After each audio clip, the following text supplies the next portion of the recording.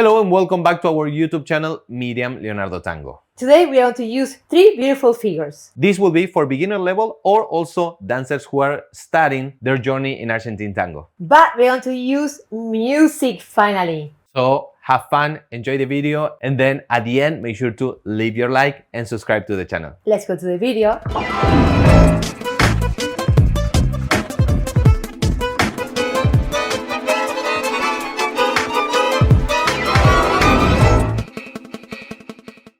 Okay, here we are at the dance floor, ready to show you this combination of beautiful figures. Yes. Like basic step, Yes. Ochos, and Ocho Cortado. Yes, and what we are going to be doing, let's do this, sorry. Side step. First thing to keep in mind, we can do the basic step in parallel system, which is with the right for the leader, or cross system, which is with the left for the leader. Walking into the cruzada. This is a basic cruzada, basic step.